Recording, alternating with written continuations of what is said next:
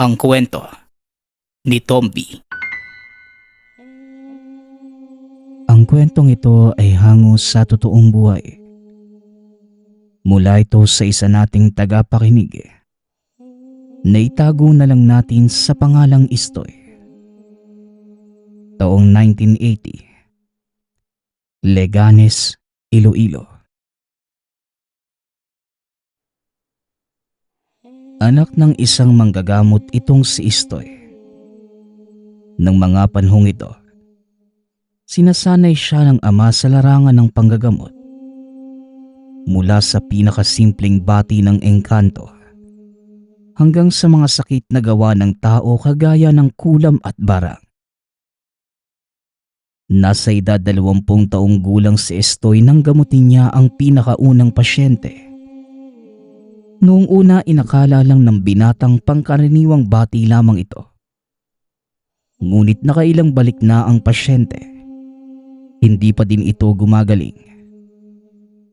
Dahil sa pangyayaring yun, napagkamalang huwad na manggagamot si Istoy. Kaya naman nakialam na ang ama. Pasensya na kayo ha. Hindi ko kagad naintindi ang pasyente. Inakala naming simpleng bati lang ito.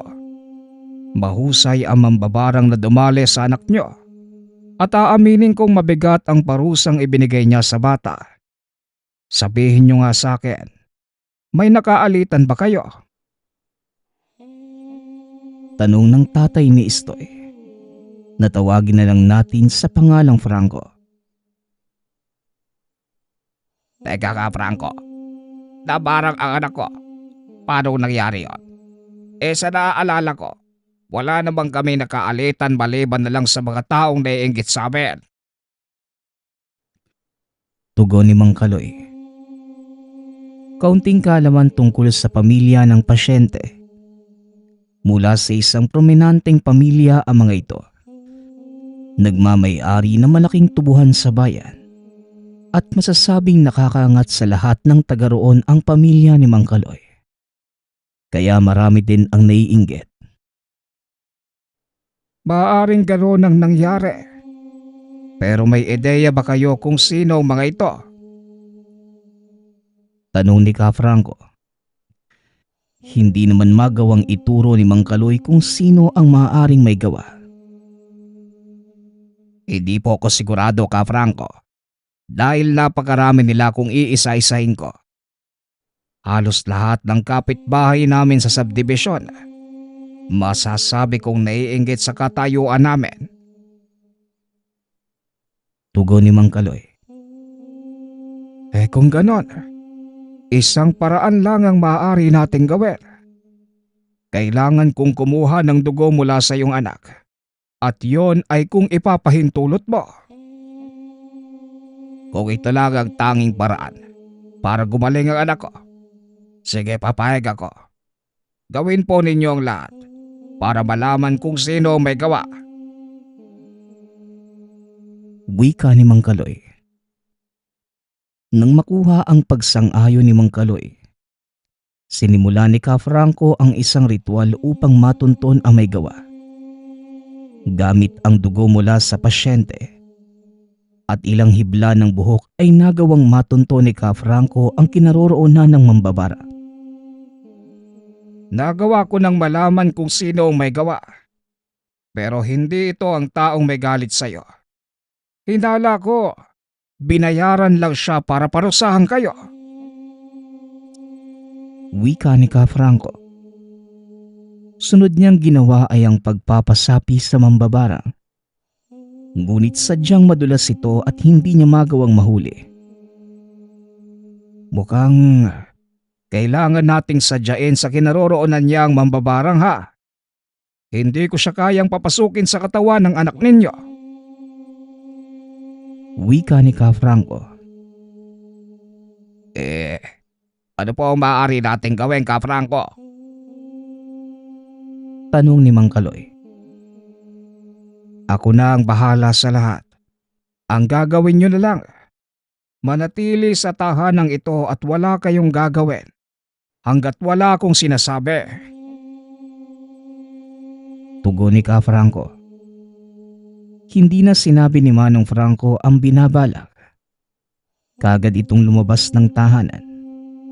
Maging si Istoy ay hindi alam kung saan pupunta ang ama. Pinili na lamang nitong sundin ang ama at nanatili sa tahanan. Ngunit hindi nito alam na yun na pala ang huling beses na makikita niyang buhay ang ama. Kinahapunan, may taong dumating sa kanilang tahanan. Naghatid ng masamang balita. Sinabi nitong wala na si Ka Franco. Natagpuan na lamang itong walang buhay sa isang talahiban malapit sa ilog. Ayon sa pagsisiyasat ng mga otoridad, walang ibang sugat ang matanda, maliban sa 2 maliit na tusok na parang gawa ng karayom sa leeg. Dahil sa kaganapan, dumalaw ang nakakatandang kapatid ni Ka Franco na tawagin na lang natin sa pangalang Tatang David. Hindi ito kumbinsido sa sinabi ng mga otoridad, kaya siya mismo ang nagsagawa ng sariling investigasyon. Kung hindi nyo naitatanong, isa ding batikang manggagamot itong si Tatang David. Kagad niyang malalaman kung ano ang totoong kinamatay ni Ka Franco. Pagkarating nito sa tahanan, kagad niyang pinuntahan ang nakaburol na katawan ng kapatid. Walang sabi-sabi, binuksan ng ataul upang tignan ang sugat. Napatingin sa kanya ang mga nakikiramay noon. Nagtataka kung bakit niya binuksan ang ataul. Nilapitan pa siya ni Istoy at tinanong, "Tio David, bakit po ninyo binuksan ang ataul ni tatay?" Tanong ni Istoy. Napalingon sa kanya si Tatang David. Itinuro ang sugat ni Ka Franco. Sa palagay mo, gawa lang ba ito ng isang normal na tao? Pues hindi nila ako maluloko. Ang tatay mo ay biktima ng isang mambabarang gamit ang isang uri ng makamandag na gagamba na kung tawagin ay balingayaw. Sa sobrang lakas ng kamandag nito, direktang mamamatay ang sino mang makakagat ng ganitong uri ng gagamba. Kaya din itong pumatay ng isang may gulang na kalabaw. At bakit nasabi kong gawa ng mambabarang? Dahil walang balingayaw na nabubuhay na hindi inaalagaan ng isang mambabarang. Pagpapaliwanag ni Tatang David. Habang naglalabas ng isang maliit na sisidlang gawa sa bote. Kulay pula at nababalot ng maliit na buhok ang buong katawan niya. Ito ang isa sa mga balingayaw na alaga ng isang mambabarang. Hindi biro ang kakayanan ng mga nagtatanga ng ganitong insekto. Biyasa sa paggamit ng kamandag ang mambabarang na yon. Dahil kahit alaga nila ang balingayaw, kayang-kaya pa din silang tabla ng kamandag nito. At ang masakit pa, sa oras na makagat sila ng gagambang ito, wala nang makakagamot sa kanila. Muling pagsasalaysay ni Tatang David habang nilalabas sa botelya ang maliit na insekto. Inilapag niya ito sa lamesa. Hindi na ito kumikilos kaya hahawakan sana ito ni Istoy. Ngunit biglang tinabig ni Tatang David ang kanyang kamay.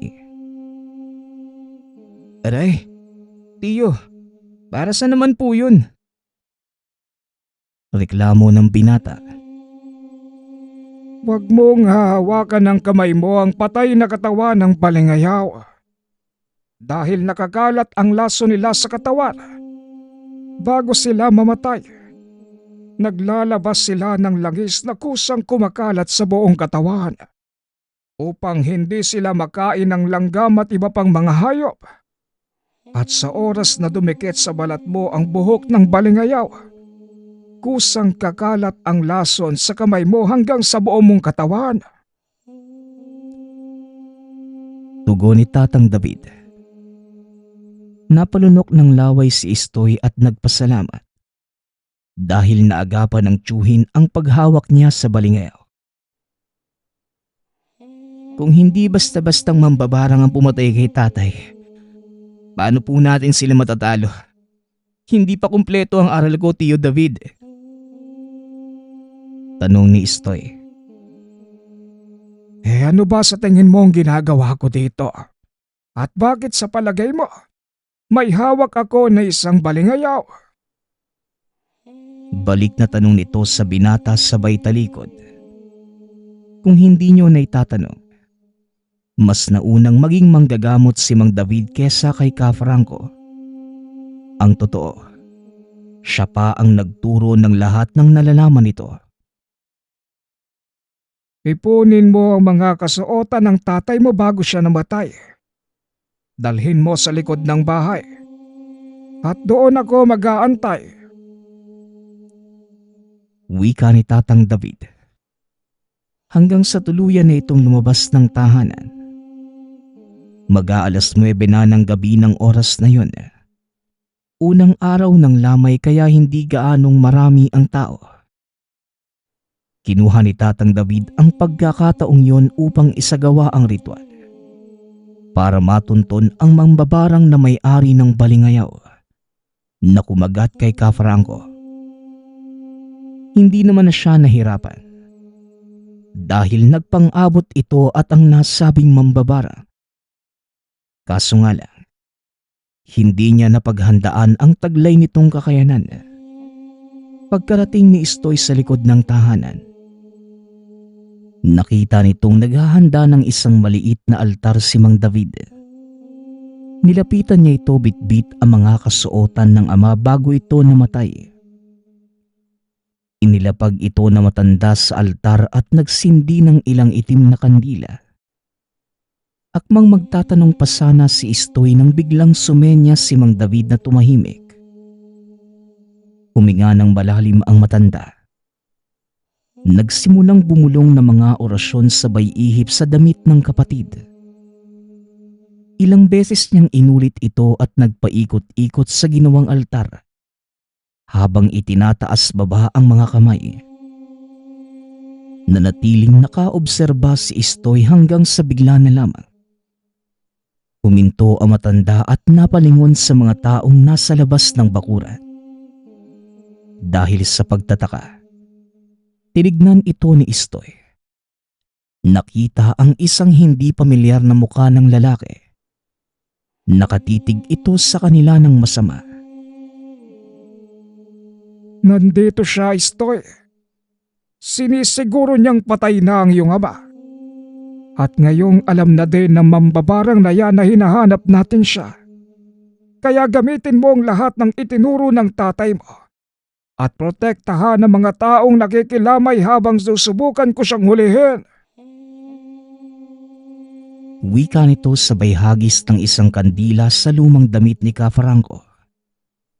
Sinabihan din ito si Istoy na sumunod sa kanya sa loob ng tahanan at huwag magpahalata sa lahat.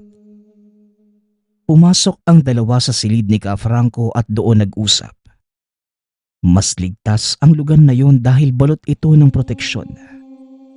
Walang elemento na maaaring makapagpalipad hangin papasok ng domeng yon. Naipon mo ba ang lahat ng gamit ng tatay mo? Alam mo naman na sigurong ikaw ang sasalo ng lahat ng yon, hindi ba? Tanong ni Mang David. Opo. Pero hindi ko po alam kung sasama sa akin ang mga tangan niyang gamit. Ni minsan hindi ko pa po ito nahawakan o nalapitan man lang.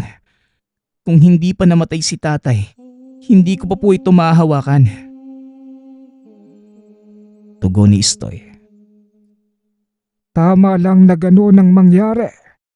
Dahil hindi ka pa handa. At ngayong wala na ang iyong ama.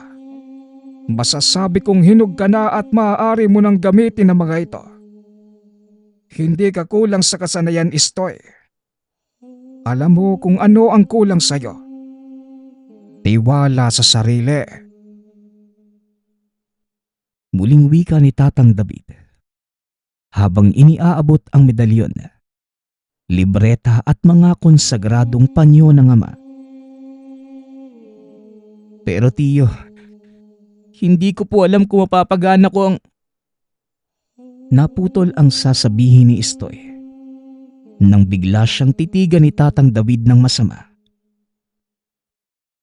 Kagaya ng sinabi ko sa'yo, pagtiwala ka sa kakayanan mo dahil nananalaytay sa mga ugat mo ang dugo ng iyong ama. Wika ni Tatang David. Iniwan sa loob ng silid si Istoy. Nakayuko lang ito habang tinititigan ang medalyon at mutya ng ama. Bumabalik sa isipan ng binata ang lahat ng sinabi ni Ka Franco noong buhay pa ito. Biglang sumagi sa isipan ang mga katagang sinabi ni Ka Franco nung bata pa siya. Sa oras na mahawakan mo ang mga gamit ko, kikilalanin ka ng mga ito bilang bagong Panginoon. Napangiti ang binata.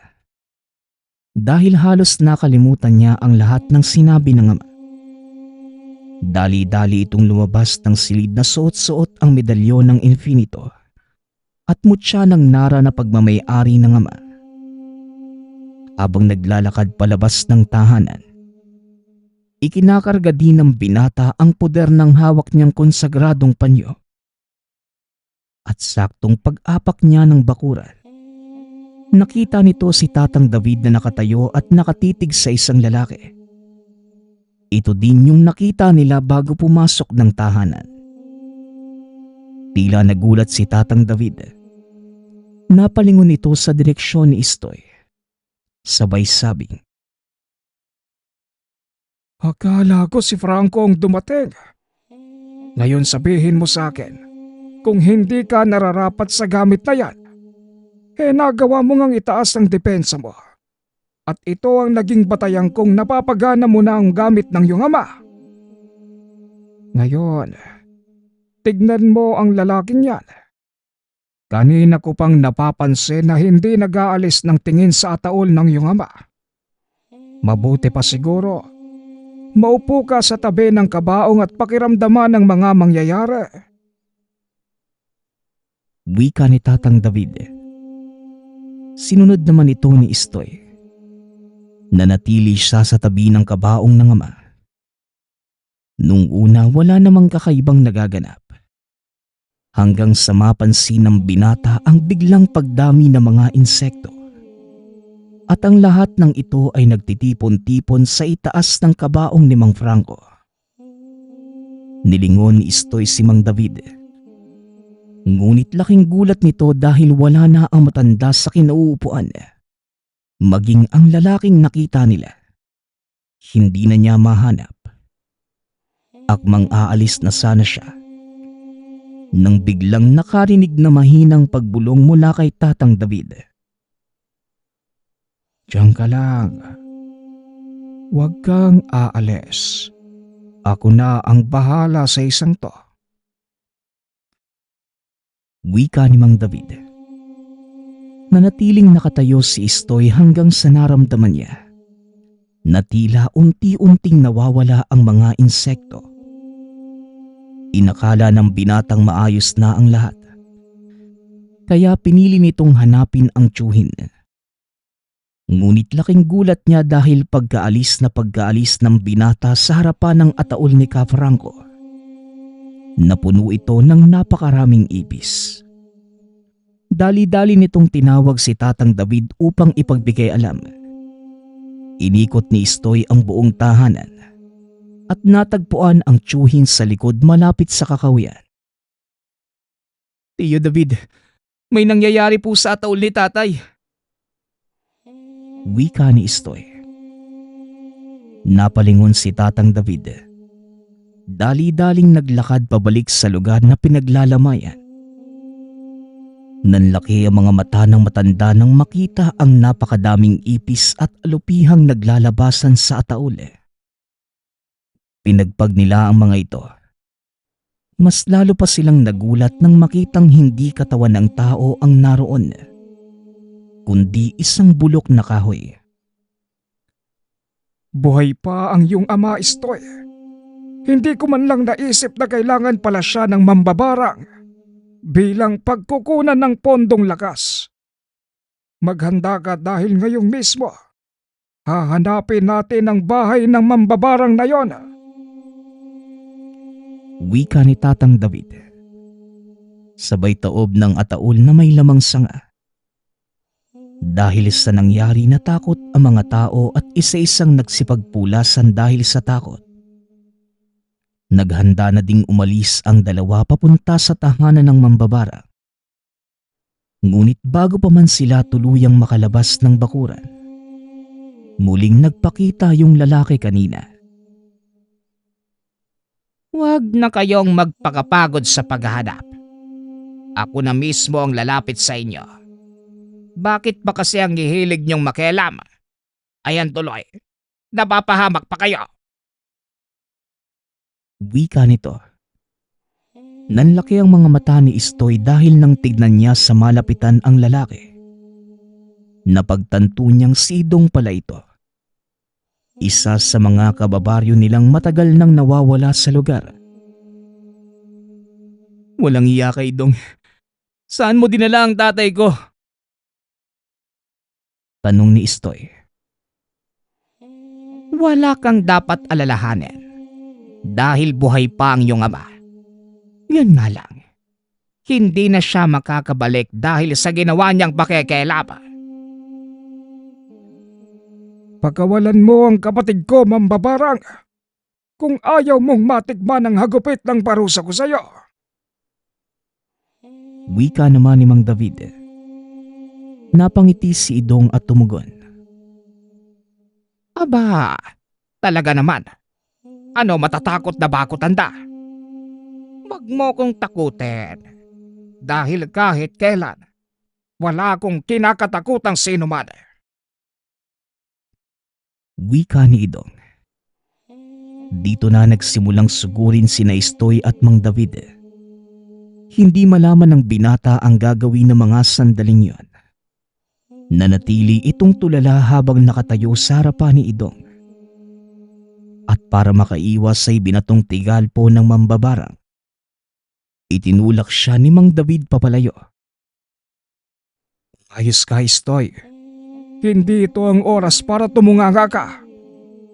Sa oras na makahanap ng butas sa mambabarang na yan sa depensa mo, siguradong pag-aagawang ka ng mga bulate sa lupa. Wika ng matanda, habang hawak-hawak ang dibdib. Dahil siya ang tinamaan ng binatong atake ng kalaban. Ayos ka lang ba, Tiyo David? Pasensya na po. Hindi ko alam ang gagawin ko eh. Alam mo ang dapat gawin, Istoy. Nag-aalinlangan ka lang sa taglay mong kakayanan. Sinanay ka ng iyong ama para sa ganitong sitwasyon. Kaya magtiwala ka sa aral na itinuro niya sa iyo. Tugon ni Mang David, habang pilit na tumatayo.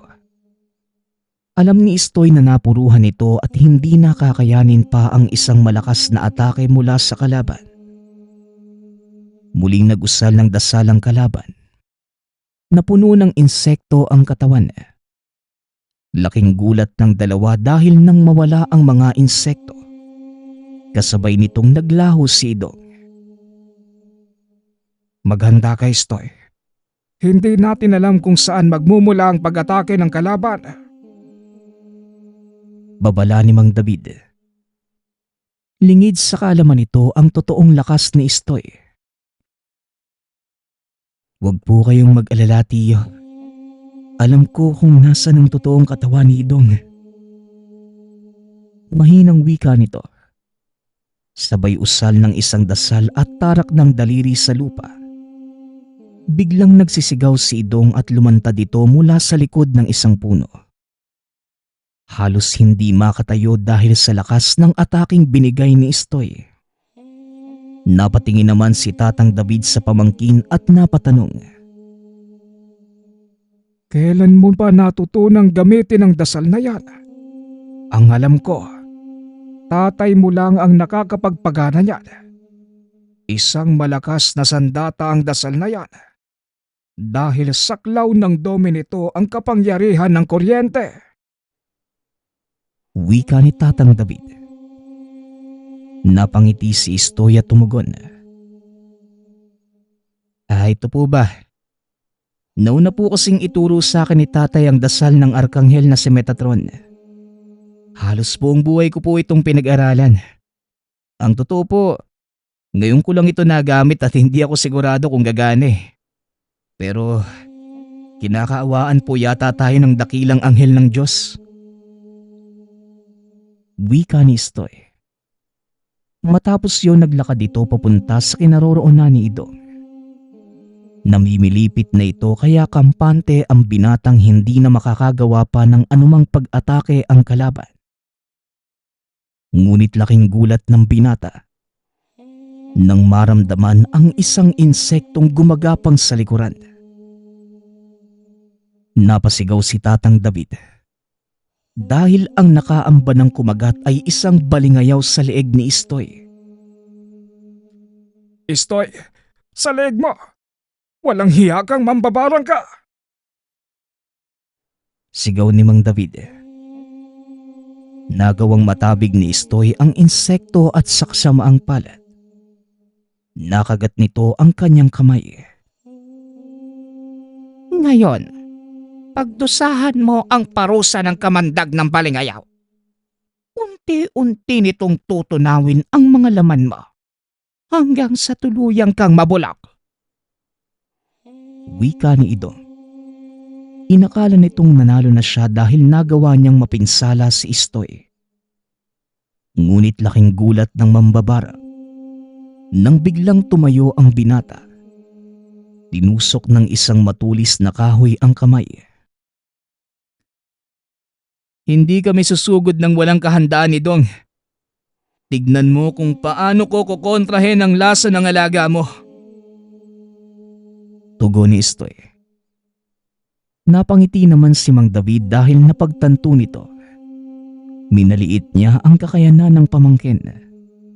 Lalo pa nang makita ang hawak nitong matulis na bagay. Magaling! Ang tinulisang puno ng himag. Isa sa mga pinakamabisang pangontra sa lahat ng uri ng kamandag. Kahit pa ng balingayaw. Mahusay pamangkin. Totoo ngang anak ka ni Franco. Wika ni Tatang David.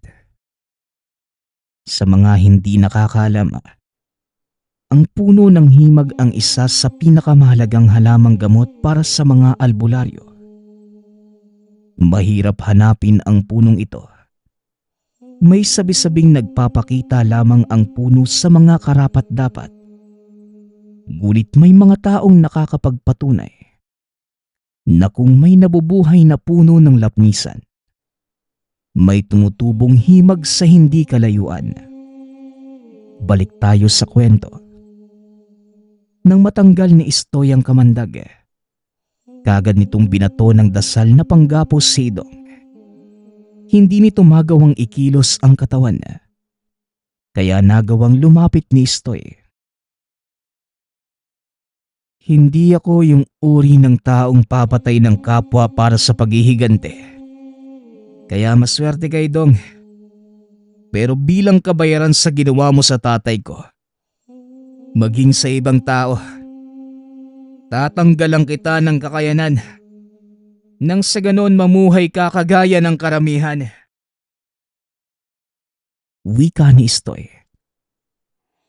Matapos magsalita, sinimulan na ni Tatang David ang ritual pangdiskomunyon sa mga mambabarang. Unti-unting naramdaman ni Idong ang panghihina ng katawan hanggang sa tuluyan na itong bumagsak. Matapos ipataw ang kaparusahan sa mambabarang, kagad na silang umalis. Pagkarating sa tahanan, nakita nilang nakaupo sa atangan at nililinis ng isa sa mga pinsan ni Istoy ang katawan. Hindi na nagtanong pa si Istoy sa ama. Hinayaan niya itong mamahinga hanggang sa tuluyan na itong gumaling at bumalik sa dati. Ayon kay Franco, ikinulong siya sa isang malaking tapayan at sa bawat paglipas ng oras, unti-unti niyang nararamdaman ang panghihina ng katawan. Inakala niyang mamamatay na siya doon. Ngunit laking gulat niya dahil biglang nabasag ang tapayan. Ito ang unang nagawa ni Istoy bilang isang manggagamot. Ang talunin ang isang mambabarang na gumagamit na kamandag ng balingayaw. Ang susunod nating kwento ay mula sa isa nating tagapakinig. Naitago na lang natin sa pangalang Alan.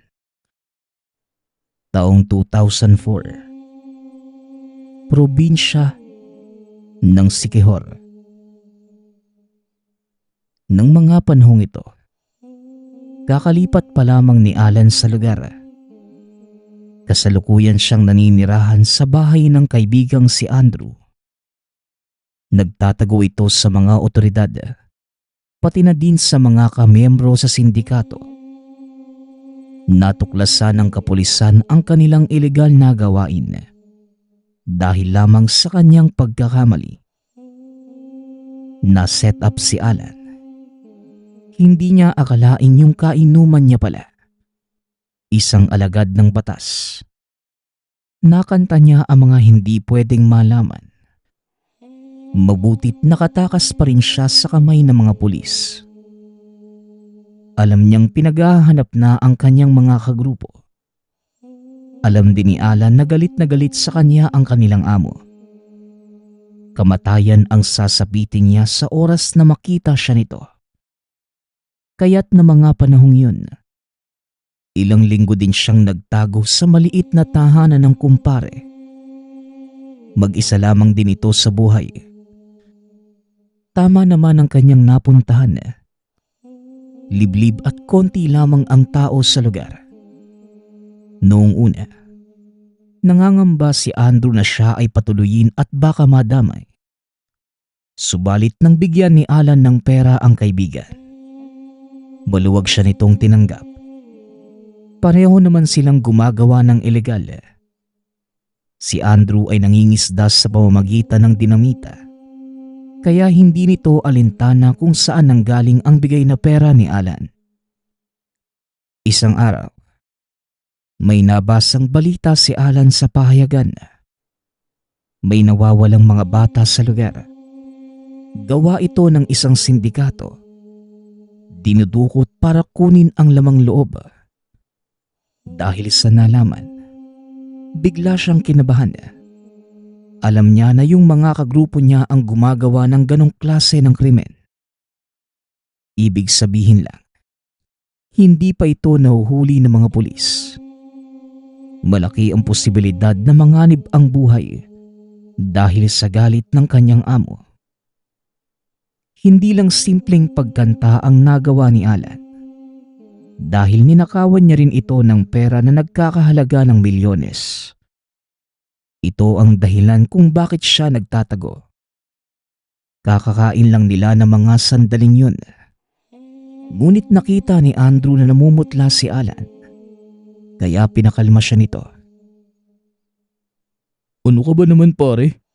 Huwag kang mag-alala. Ligtas ka dito at walang sino man ang nakakakilala sa'yo. Basta, itago mo lang yung pagbumuka mo ha. Baka naman ibang sindikato yung nakalagay sa pahayagan. Alalahanin mo, yung grupo na pinasukan mo, galing pang probinsya. Wika ni Andrew. Dahil sa sinabi ng kaibigan, nabawasan ng kaunti ang takot. Tama naman ang sinabi ni Andrew. Baka ibang sindikato ang nasa balita. Madali kasi ang pera sa pagbebenta ng lamang loob. Saksi mismo roon si Alan kung gaano kayaman ang namumuno sa kanila. Kaso nga lang, alam niya ang madilim na sikreto ng amo. Sa tuwing kakagat ang dilim, nagbabago ito ng anyo. Kaya't alam na niya sa kung paanong paraan siya papatayin ito. Dahil sa pananahimik ni Alan, Natawa na lang si Andrew sa kanya. Ano ka ba naman pare? Hindi ka nila mahanap. Ligtas ang lugar na to para sa'yo. Hindi ka na pag-aaksayahan pang hanapin nun para patayin. Siguradong abala pa rin sila sa pandurukot ng mga bata. Kaya kung ako sa'yo, kalimutan mo na yan. Ang dapat mong problemahin, yung mga pulis na patuloy na humahanap sa'yo. Wika ni Andrew. Palibhasa, hindi pa nabanggit ni Alan sa kaibigan ang tungkol sa pagkatao ng amo. Para sa kanya, kahit isa itong impakto, mabait naman ito sa mga nagtatrabaho sa kanya. Pero sa oras na pagtaksilan at lalo na kung pagnakawan, masama itong magalit. Napatunayan niya yon sa dati niyang kasamahan na umahas sa amo nila. Kahit nagtatago ay nahanap pa rin ito at napatay. Kitang-kita mismo ni Alan kung paanong lantakin ng hilaw ng kanilang amo ang pugot na ulo ng dating kasamahan. Siya nga pala, pumasok si Alan sa sindikato dahil sa matinding kagipitan. Ninakawan naman niya ang amo dahil para kahit tumalikod na siya sa samahan, meron pa rin siyang perang panghahawakan. Hindi niya rin kayang sikmurain ang masawang gawain tulad ng pagpatay. Kaya't pagnanakaw na lamang sa sariling amo ang kanyang ginawa. Maraming salamat pare sa pagpapalakas ng loob ko. Mukhang tama ka naman eh. Baka ibang sindikato nga yun. Pero kung mahanap man nila ako, pasasabugan na lang natin ang dinamita, no? Mahusay kang gumawa nun eh. Biro ni Alan.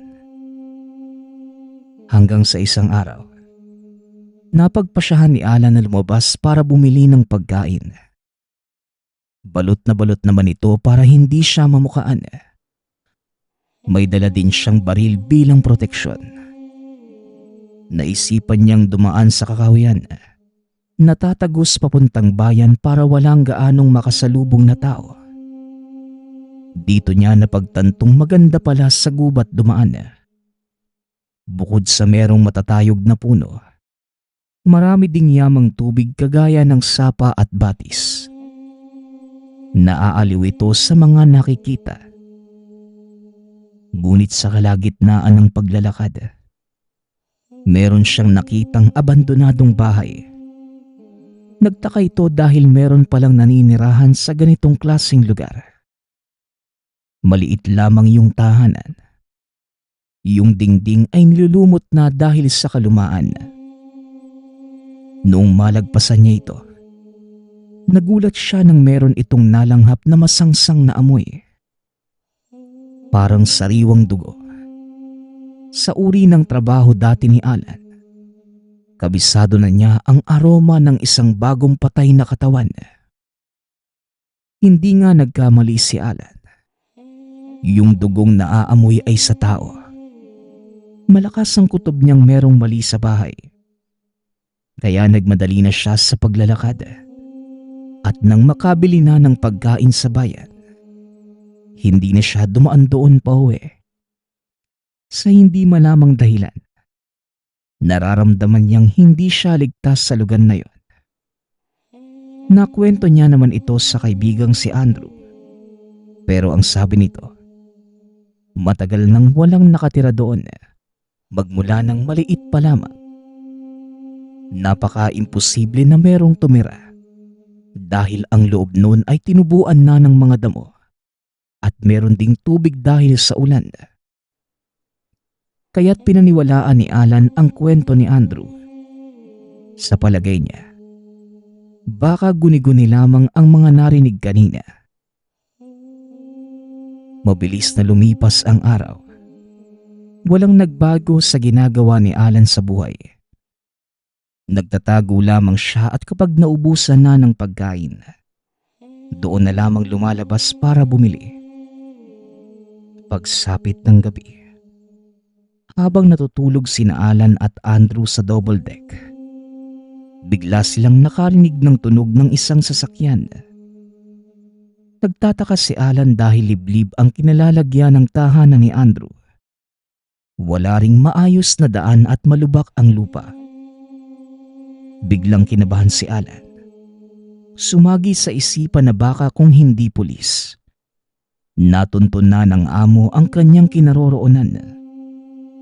Napatanong si Alan kay Andrew para kahit papano mabawasan ang kanyang pangamba. Yung kapitbahay mo pare, meron bang sasakyan? Tanong ni Alan. Wala pare. Imposibleng magkaroon ng sasakyan dito na gaya ng kotse o van. Yung transportasyon na nakasanayang gamitin ng mga tao dito, motorsiklo lang. Kita mo nga sa bayan, di ba? Puro mga nakamotor lang. Tugon ni Andrew. Dahil sa sinabi nito, pinagpawisan siya ng malapot sa kanyang sarili. Mas lalo itong mapapraning kapag hindi niya ito tinignan. Kaya't napagpasyahan niyang buksan ang bintana para sumilip. Dito lamang nakahinga ng maluwag si Alan nang walang nakita sa labas. Pero ang pinagtataka niya, may naaamoy siyang usok ng sasakyan. Kaya't inisip ng binata na baka truck lamang ng mga sundalo at baka sa harapan ng bahay dumaan. Sinara niya ang bintana at muling nahiga. Napansin niyang tahimik na si Andrew sa itaas ng double deck. Kaya't sa palagay niya, nakabalik na ito sa pagkakatulog. Hanggang sa ilang minuto ang lumipas, muling nagulat si Alan nang merong lumapag sa kanilang bubungan. Paikot-ikot lang yung mabigat na yabag. Hanggang sa meron siyang narinig na mahinang boses na tumatawag sa pangalan. Dito na kinutuban si Alan na baka natunto na siya ng kanyang kinakatakutan. Paulit-ulit na bumubulong ang nilalang sa labas hanggang sa yung gasera. Kusang namatay kaya binalot ng dilim ang buong kwarto. Napatalukpong ng kumot si Alan dahil sa takot. Napapaluha na lamang dahil alam niya na malapit na ang kanyang katapusan. Wala siyang makita sa buong paligid. Pero hindi nagtagal. Parang may malamig na bagay na dumampi sa pisngi. At nang mahawakan niya, naramdaman niyang manipis lamang ito. Madulas ngunit napakalamig. Dahilan upang mapasigaw si Alan. Bigla namang nagising si Andrew. Bakit pare? Anong nangyari? Teka, bakit nakapatay na ang gasera? Tanong ni Andrew. Natunto na niya ako pare. Nandito na siya. Tugon ni Alan. Kaya naman naguluhan si Andrew sa sinabi. Nagtanong ito kung sino yung tinutukoy ni Alan. Bumangon din siya para sindihan muli ang kasera. At nang lumiwanag muli ang paligid, dito na sumagot si Alan. Yung amo ko pare, alam niya na ang kinaroroonan ko. Papatayin niya ako. Papatayin niya ako. Wika ni Alan at hindi na napigilang maiyak. Nasa labas pa ba siya? Tanong ni Andrew habang kinukuha ang itak. Umiling si Alan pero lumabas pa rin si Andrew. Hindi nagtagal. Bumalik ito at nagsabing wala naman itong nakita sa labas. Dito na lamang kumalma si Alan. Hindi din niya akalain na yung mahabang dila ng aswang ay kayang lumusot sa masikip na siwang ng bintana. Sigurado siyang amo niya lang ang may kakayahang gumawa ng ganong bagay. Hanggang doon lamang naman ang nangyari. Kaya't kinabukasan, napagpasyahan ni Alan na magrenta sa apartment para hindi na siya masundan. Pero makaraan ng isang buwan na, tuwing sumasapit ang gabi, may nararamdaman na naman siyang kakaiba. Laging lumalagotok ang bubong na parang may nakasampa. Pero hindi niya ito pinapansin hanggat walang malubhang nagaganap. Noong bumalik siya sa pagkakatulog, nanaginip siya ng masama. Kaya't napabalikwas ito sa higaan. Tila totoo yung bangungot na yun. Kinabukasan, nagpunta si Alan sa bahay ni Andrew. Ikwinento niya dito yung napanaginipang kagabi. Yung nadaanan kong abandonadong bahay sa Kahuyan, pare. Nakita ko na maraming nakatambak na putol-putol na katawan ng tao. Bumabaha din ng dugo. Alam mo ba kung sino yung gumagawa nun? Yung amo ko at yung dati kong mga kasamahan. Mukhang nandito rin sila sa probinsya. Wika ni Alan. Napailing naman si Andrew. Ay naku, sa kakaisip mo yan ng negatibo pare. Kaya ka napapraning. Baka nga pusa lang yung nasa bubungan. Ganon din sa nalipatan mo. Magpasalamat ka. Hindi ka nakikilala ng mga tao sa apartment. Sa katunayan, tutol pa nga ako sa pagtira mo doon eh. Lantad ka at may posibilidad na mahuli ka doon ng mga pulis. Dito, tagong-tago ka rito eh. Lumipat ka pa dahil sa pagiging nerbyoso mo. Saka yung gumapang sa pisngi mo nung nakaraan. Baka butiki lang yun eh. Kung ako sa'yo pare, bawas-bawasan mo na yung pagkakabi mo. Maikli lang ang buhay para mamuhay ka ng laging may inaalala. Pagsasalaysay ni Andrew, napagtanto ni Alan na tama ang mga payo ng kaibigan. Kaya muli siyang bumalik sa tahanan nito. At dahil na rin sa kuryosidad, tuwing mamimili siya ay dumadaan muna sa Kakahuyan kung nasan yung abandonadong bahay. Kagaya ng dati, nakakalanghap ito ng masangsang sa lugar na para bang merong katayang nagaganap. Minsan naman parang may nakamasid sa kanya sa abandonadong bahay. Ayaw niya namang lapitan dahil natatakot siya sa kanyang sarili. Paano na lamang kung totoo ang kanyang napanaganipan? Balak niya sanang pasukin ang bahay. Kaso nga lang, baka hindi na siya makauwi pa ng buhay.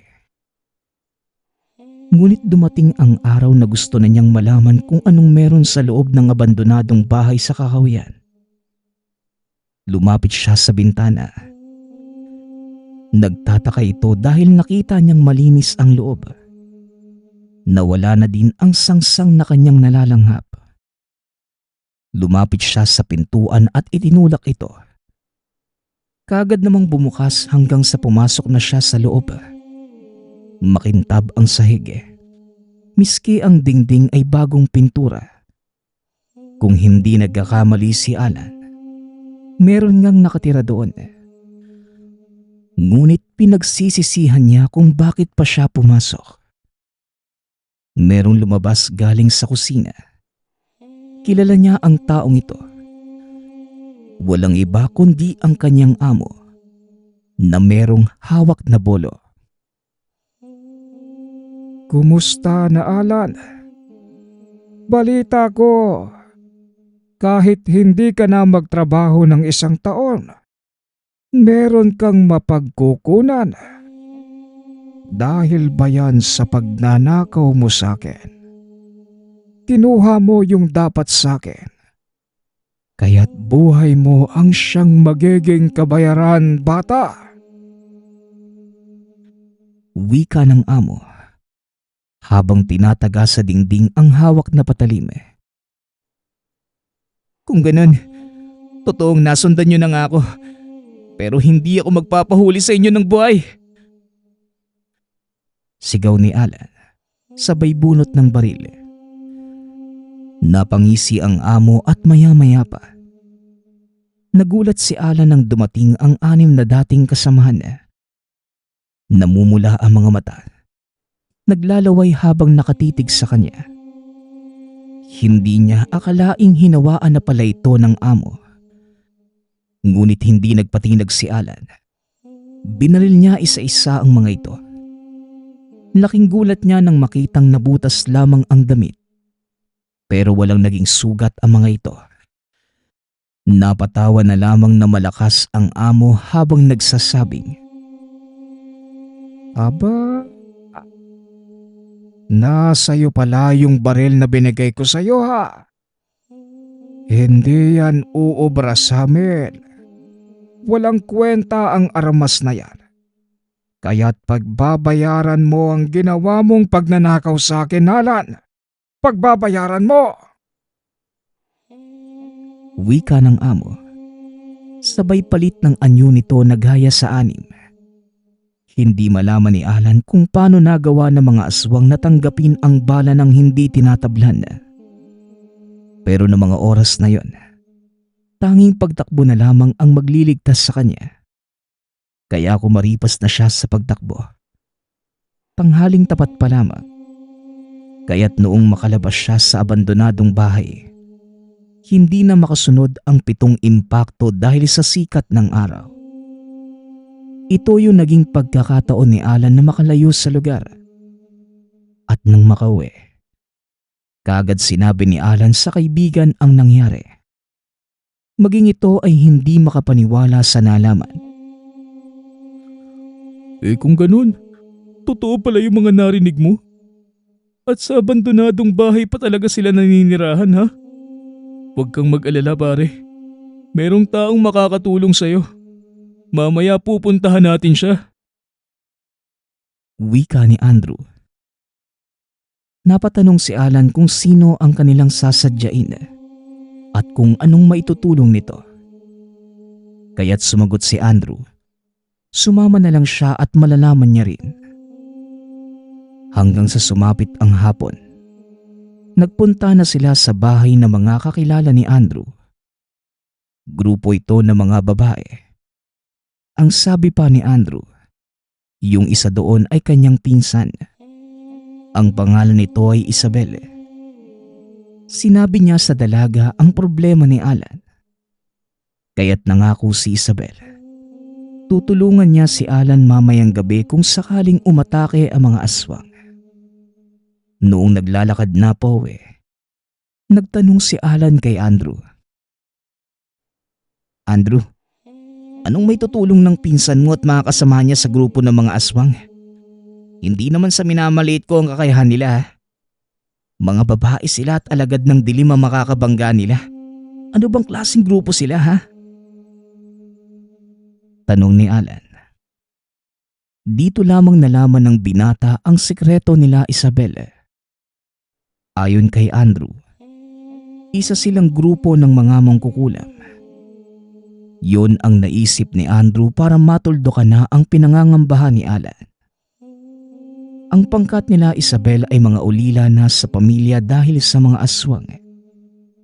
Talagang kalaban nila ang katulad ng amo. Hindi na nagsalita pa si Alan. Pero handa siyang tulungan ang mga kababaihan para lamang mapuksa ang mga kalaban. Pagsapit ng gabi, hindi na natulog sina Alan at Andrew. Hanggang sa tumuntong na ang 9:00 ng gabi, dumating na ang pangkat nila Isabel. Nakasuot ng itim na damit. May hawak na libro at sibat. Nakahanda na ang mga ito sa posibilidad ng pag-atake ng mga aswang. Samantalang si Alan naman, kinargahan na ang baril. Ngunit naalala niyang hindi pala ito tumatalab sa mga aswang. Isasauli niya na sana ito sa lalagyan. Nang dali-dali siyang pigilan ni Isabel, inutusan itong tanggalin ang magazine. Bagay na ginawa naman niya. Nang ibigay niya kay Isabel, inilapit nito ang bibig sa magazine at merong binulong. Matapos ay sinauli na sa kanya habang nagsasabing, "Ngayon, tatalab na ang bala sa mga aswang na yon. Wala tayong dapat itira sa kanila para wala nang manalot sa lugar na ito." Wika ni Isabel. Napatango na lamang si Alan. Pagpatak ng 11:00 ng gabi, meron silang narinig na malalakas na pagaspas na papalapit sa kanilang kinaroroonan. Nasa labas na ito ng bahay. Tapos na ring magsagawa ng ritual sina Isabel. Kaya't inihanda na nila yung mga hawak na sibat. Hanggang sa merong lumusob na 3 malalaking ibon na nagbabaga ang mga mata. Nagbigkas ng orasyon ang mga kasama ni Isabel. Tinarakan ng sibat ang mga umaatake. Kaso nga lang, nadaplisan lamang ang mga ito. Hindi nagtagal ay meron pang lumusob na 4 pang aswang na nasa anyong baboy. Meron itong nagsisitalasang ngipin. Dito na gumawa ng hakbang sina Alan at Andrew. Nagpaputok si Alan ng baril at nasapul niya ang 3. Samantalang si Andrew naman nagsaboy ng maraming asin sa mga nilalang. Tinarakan ito ng sibat isa-isa. Kagad namang namatay ang 3. Samantalang yung isa ay buhay pa. Higit itong mas malaki kumpara sa iba. Kaya't inilabas na ni Isabel ang ginawang manika. Bumulong na makapangyarihang dasal na galing sa kaliwa. Tinadtad niya ng karayom ang katawan ng manika. Kitang-kita nila kung paanong namilipit sa sakit ang malaking baboy. Umuusok na rin ang katawan hanggang sa tuluyan itong bumalik sa dating itsura. Hindi akalain ni Alan na ito pala mismo ang kanyang amo. Umatake pa sa kanila ang 3 malalaking ibon. Ngunit hindi hinayaan ni Alan na makapanakit pa ang mga ito sa kasamahan ni Isabel. Yung ilan na kasama nila, nasugatan na ng kalmot. Kaya't inubos ni Alan ang bala ng baril sa 3. Nang matamaan, sabay-sabay namang bumagsak ang 3 elemento at nawalan na ng buhay. Nagtulungan naman sila sa pagsunog ng bangkay ng mga aswang. Matapos yon, nagsalita si Isabel. Mabuti na lang at matalino ka, Alan. Yung kinuha mong sombrero ng amo mo, meron pang natirang hibla ng buhok na nakadikit. Yon ang ginamit ko para mapatay natin siya. Wika ni Isabel. Maraming salamat, Isabel, at sa mga kasama mo. Kung hindi dahil sa inyo, baka bangkay na rin ako sa mga oras na to. Wala yun, Alan. Ginawa ko lamang yun para wala na silang madukot na mga inosenteng bata. Naaawa ko sa mga magulang at kapatid na nawala ng mahal sa buhay. Ayaw naming maranasan ng iba ang naranasan namin noon. Mahirap mawala ng mahal sa buhay nang dahil lamang sa mga ganong uri ng elemento. Kaya't naging isang pangkat kami. Nagpakadalubhasa sa pagsagawa ng kulam para makapagigante. Pero ang kulam na ito, kakampi ng kabutihan, hindi ng kasamaan. Kaya't ikaw, Alan, sana ikaw din ay magbagong buhay na. Wika ni Isabel. Yun naman na yung ginagawa ko ngayon, Isabel Ang magbagong buhay. Hindi na ako gagawa pa ng krimen. Ayos lang sa akin kung tinatakwil na ako ng Diyos. Pero sa pangalawang buhay kong ito, babawi ako para maging isang mabuting tao. Wika ni Alan. Napangiti si Isabel dahil pareho sila ng pananaw sa buhay. Nang sumunod na araw, pinuntahan ni Alan at Andrew ang abandonadong bahay. Tama nga ang hinala ni Alan. Hindi din nagkakamali yung panaginip niya. Dahil yung tirahan na yun, may mga nakatambak na pinagputol-putol na katawan ng tao sa isang bodega. Laking pasalamat na lang nila dahil hindi na muling masusundan pa ang trahedyang yun. Patay na ang impaktong amo na siya ding namumuno sa sindikatong napasukan. Nagpapasalamat nga pala ako sa nagpadala ng ating kwento. Naway nagustuhan niyo ang inyong napakinggan. Nagpapasalamat din ako sa lahat ng patuloy na nakikinig at sumusuporta sa ating channel. Naway patuloy niyong suportahan at pakinggan ang ating mga kwento. Hanggang sa muling pakikinig. Paalam.